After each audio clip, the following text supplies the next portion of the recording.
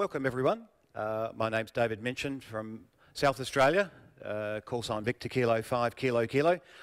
Before I start, my interest in SDR is probably a little bit different to some others. My main mode of operation is microwave propagation, EME and so forth, and I'm never happy with conventional radios and so forth, and using a lot of digital modes. I started my investigation a few years ago at what was available. And being a bit of a home brewer, I came across this small project called the mcHF. And basically I've used a lot of that hardware to create, well, work in progress, the ultimate VHF UHF SDR. It'll never be finished though, I'll tell you that now. Quickly, I'll run through this quickly, but how many people here have assembled or made an mcHF? Okay, some of this you all know, fairly recently. Okay, so running recent firmware. So I'll run through just an introduction for everybody else, what the mcHF is. It was designed hardware-wise about 3 years ago by Chris, M0NKA in England. And the whole concept was to integrate a UI that looks a bit like a commercial radio with a soft rock type SDR type, generation 1 type SDR. As it stands, it'll operate between 3.5 and 28 megahertz. Power output between 5 and 10 watts. A few things you've got to do that. And general coverage, it'll cover between 2 and 30 megahertz. There's a series of bandpass and low-pass filters. Very small format. Typically 18 centimetres. I haven't got mine here this year, sorry. 18 centimetres by 8 centimetres high by 5 centimetres deep. This is what it looks like inside. So the board on the left is the UI. Pretty simple double-sided board with a 2.8-inch LCD screen, 4 rotary encoders and 17 push buttons for various menu options and so forth. The processor is an ARM STM32, 32-bit processor. It provides all functions control, DSP control, various sort of UI controls and so forth. It's actually fully utilised in the mcHF. There's no spare UIs. When the touchscreen was added, you have to make some modifications. Have a few people use the touchscreen mod? Good, okay, understand. The firmware is open source. Originally, the original firmware goes back from the original release nearly 3 years ago. Last year, towards late last year, KA7EOI was involved with the software. Since then, the DF8OE team have done wonders. Anyone here involved with that team? Absolutely amazing work being done with to tighten the software, and the mcHF, as shown last year, had a lot of sort of code run errors and so forth, and DSP would slow down. Now it is quite a compact bit of code. That's what the screen looks like. Very sort of typical HF looking screen. The menu options are shown there. The menus now, there's something like about 350 different menu options. Very sort of intuitive. It does need a bit of a manual to get used to it, but if you build it, with all the testing you do, you get to know what it's like. Very basic block diagram, looking at what is the two boards on on this side over here. Left-hand side is the RF side. Fairly sort of very similar to the soft rock in its layout, using basically sort of IQ.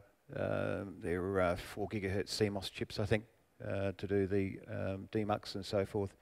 On the left-hand side, uses an audio codec chip. There's several you can use, but the WM, I haven't got my glasses, but 8731 is usually what is used. And the CPU driving the display. There's actually not very much on the UI board. Okay, this is what's happened in the last 12 months. So the last 12 months, the firmware has gone through a number of major updates. Being open source, it is good to use, and I've actually taken that firmware and used it for other projects and changed the SPI drivers and so forth, and used the other UIs for other controls and so forth. It is adaptable to pretty well any, especially an SI570 based SDR. So you don't have to build the whole transceiver. You can take the front bit and bolt it onto something else. It is now true all mode. The FM side of things is fully functional. The AM detection is very good. There's even CTSS encode and decode in there if you want to use repeaters. And it does work. DSP and IQ processing, there's now options for what I call near audio IF. so 6 and 12 kilohertz. That can cause some issues. We might briefly touch on that later. Improvements in the code means the DSP overheads and functions a lot better, and it now can be plugged into a computer and you can use it as a USB audio card, so you can then integrate it with other software. So that's last 3 or 4 months that's been developed. Very handy for what I do. Audio filtering, there is now something like 9 different filters which you can cycle through the band pass or low pass. Usually 2 or 3 of those are going to be usable, but if you're looking at other modes, you've got the options there. Cat control works okay. It'll work with the ham-lib type library, so that which is used by WSJTX. It's still a bit of work and development there. If anyone's got the latest releases, I think it is working better. Previously you needed a PC to upload the firmware. Now you can use a USB stick to do the initial of the boot and upgrade firmware. Touchscreen control. That's I've done to one of mine. Certainly usable with certain functions and so forth. Needs modification to the board because you have to free up some of the UIs to do it. Direct USB connection, external PC, IQ decoding, and the rewrite of the firmware. Okay, some comments. The mcHF is a development project, and it is not a Heathkit style. I think everyone understands a Heathkit thing where it all comes out the box and works. It is very much, I think, an experimenter's type thing, but that's the beauty of the kit. It is something you can play with and you can improve. You just don't, it's been a collaborative hardware and software project. Many people have provided improvements that improve the performance of the transceiver, although there are some issues, and I'll briefly touch on some of those. Sections of the receiver do need careful shielding to improve the noise floor. The close proximity of the control board and the RF board means there is a bit of coupled noise. Ways to get around that, and the later boards certainly are better. The transmitter does need to set within limits to be clean. That's something. You do need some test gear. You can't just sit there and wind it flat out. You'll find you've got a reasonably dirty spectrum. So in summary, really, it's certainly quite possible to build an operational transceiving and use for SOTA and so forth, but it's more aimed at people that want to tinker with SDR.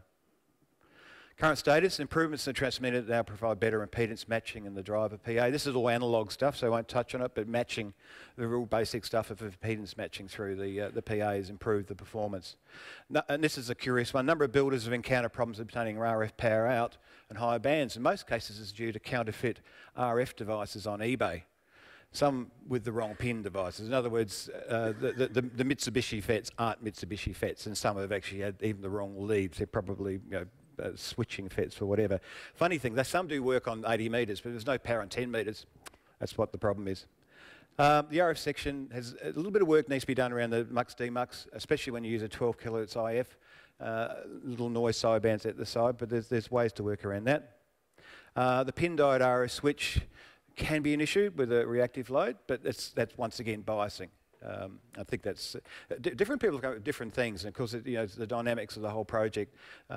If you improve something, you tend to improve other things as you go along.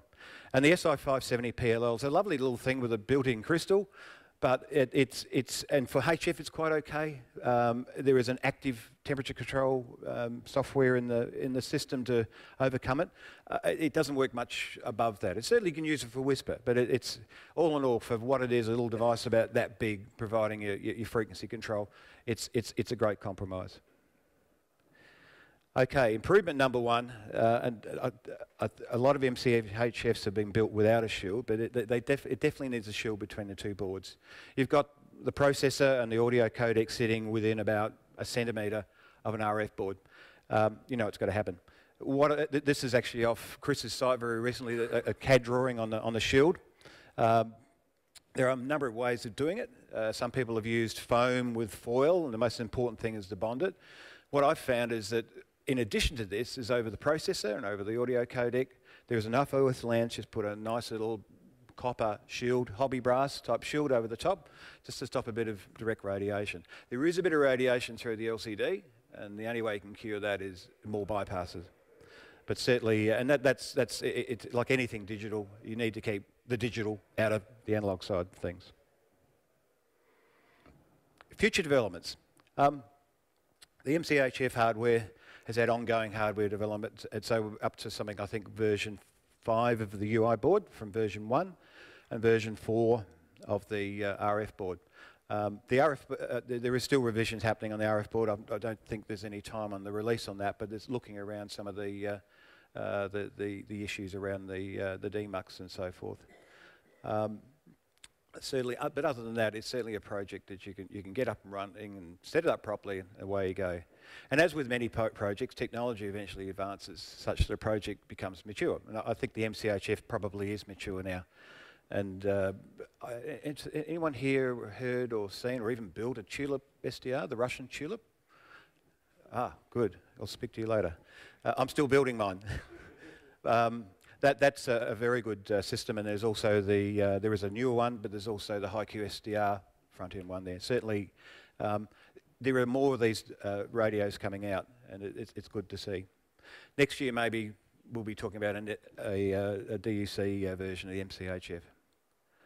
Okay, moving on to the second part, and this was how I got into the mcHF. It was looking at for VHF operation, we need, especially digital modes, a good quality transceiver, something that is stable, has a good readout, has to be portable, because quite often you drive the car to the bottom of the mountain and there's only one way up to the top of the mountain. In Australia, we have to walk up. Here you've got cable cars and things, so it's much easier. But it needs to be a good quality. Otherwise, forget about digital modes. And most people still traditionally use very old, the Yaesu or the ICOM, small portable sets and so forth, and they're not optimum. And to modify those to bring up the standard, you might as well start again. So it's the need of digital modes to bring up something. But there's also, digital modes, it's not all about converting to audio baseband and then basically digitising that signal, directly handing that digital signal. Needs to be battery powered, the ability to sort of take it like this and run it for a day on a small battery. So a performance transceiver that does all this, that's in a box this big, is just not really suitable for this sort of operation. And the radio needs to be standalone. Not always. You're quite often a PC there, but the situations I find quite often is there is so much other things happening that you need to work with propagation and direction and so forth. You need something that just sits there and it works and has something which is more than a one-dimensional S meter that you can use for looking for signals. So this was sort of what I was looking at. And then the mcHF UI, after playing with it on HF, looked and said, okay, well, that's giving me a basic radio that I can work with. So decided to include it into a dedicated radio. Technology specification, here we go, doing this properly. 144 and or 430 megahertz operation. We use 430 megahertz as an IF quite frequently, other than the fact that it reduces the requirements of filtering at higher frequencies, which is usually expensive or impossible. It's an empty band in most places, especially in our country. The output only needs to be plus 17 dBm, 50 milliwatts. There's no need to go to 3 watts and then convert it down to 10 dBm to drive a driver. And a low noise receiver, and all I mean by that is there's minimal number of stages between the ADD conversion and the antenna terminal, because you've got another stage of conversion in front of that. And you may have two, you might have double conversion. So it's, you basically want to reduce every bit of analog before you hit the ADD.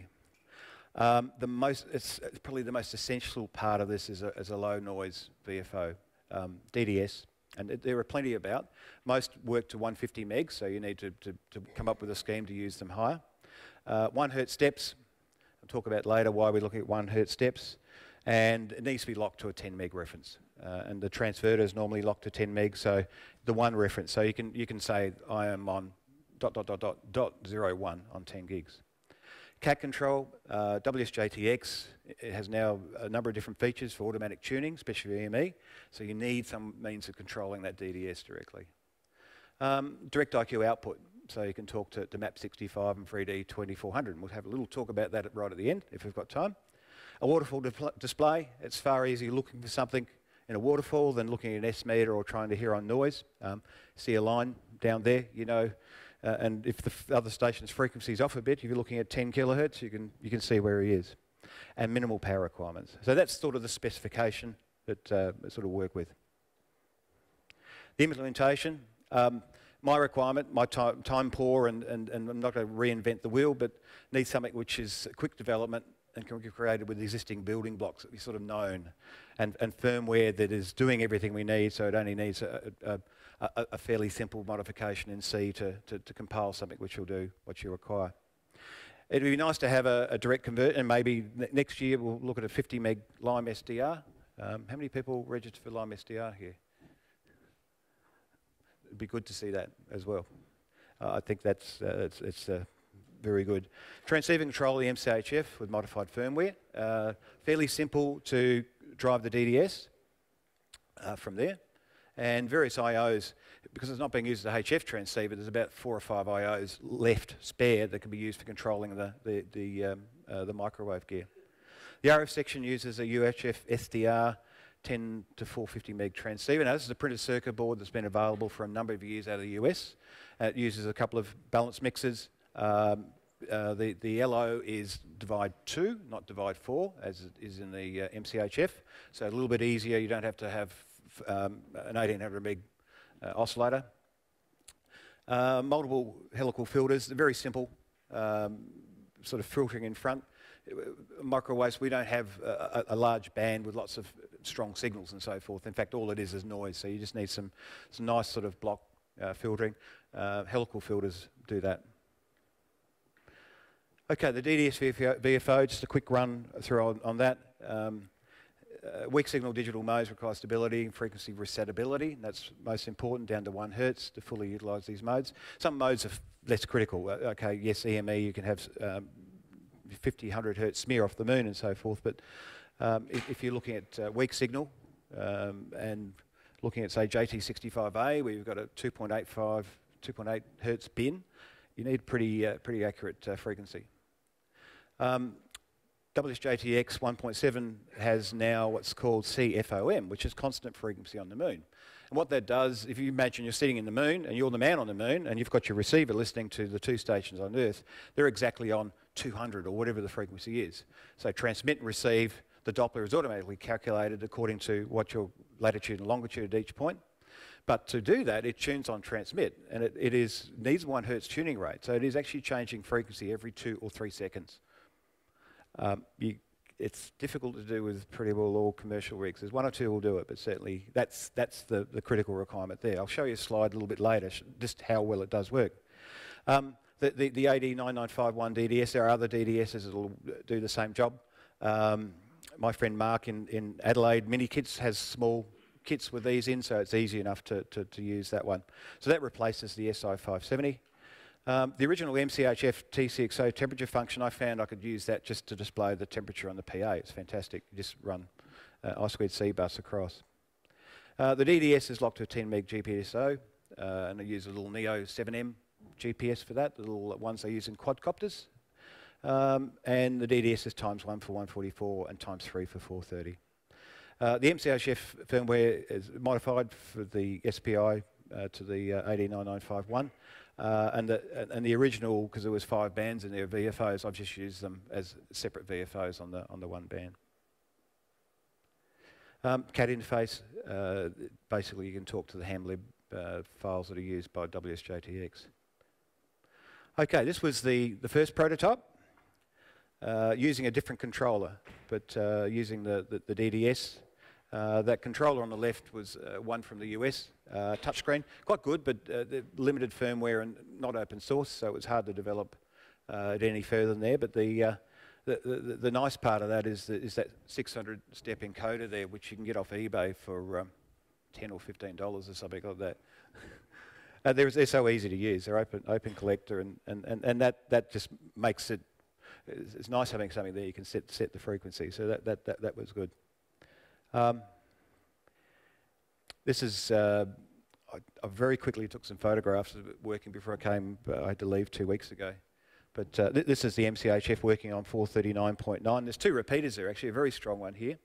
Highlights the fact that the original 10 dB scale is just not good enough. It needs some work to do that. There's actually 2 repeaters there. There's a weaker one, which is south of where I am. This one is very close, about 5 k's away. There's another one there. And they were talking on that repeater, and I keyed up this one here just to get the spike. But it is a massive, massive signal, something like about 40/9. It's But it's certainly very handy on weak signal having that that there. Improvements and something I need to dig in the code more is actually we don't need to look at 40 kilohertz quite often. Only look at 10. Is have some ability just to zoom in. To me, it's more useful than the S meter at the top. It's not an accurate instrument, but it is there, a visual thing. We're quite often looking for a weak signal with our ears on a windy hill. You see a stripe on the display that's far easier to tune with. And this was 3 weekends ago working EME with CFOM. I don't know how well you can see that there, but the frequency on the left, this is working OK1KIR on EME, and it's about 2 hertz difference between each of the overs. So it's about 1 hertz per minute, and that's basically, I think I put down to CFOM isn't 100% accurate, but that was the only change. On the right-hand side there, it's all on 1,000 hertz. So this is using it as a receiver, and I was controlling the transmitter separately. The nominal frequency was 368.150, but calculated that point, moon was fairly high, was about 2 kilohertz high. On 10 gigahertz, it can be anything up to about 14, 15 kilohertz either way. So it's quite interesting, right, to see the difference between the two. Actually running pretty well today. Just quickly, the 2 photos on the left there, that's Australia, all the stones. And that's actually my EME setup portable that was receiving those signals. Just a 900mm dish. On the right, sorry, on the lower one there, that's here in Europe. Far greener pastures, far better, far more relaxed. So, future improvements. It's currently been a receive-only project, so finishing the transmitter. FREEDV 2400, incorporating that in there. There's plenty of room in the CPU to compile. David's still working with that and the SM2000. Firmware improvements to improve the waterfall, external control for transverters, and it needs to go in a box. There we go. Any questions? Okay. There's a few web links up there for all the bits I've spoken about. If you need any more info, just come see me afterwards. Thank you. Okay.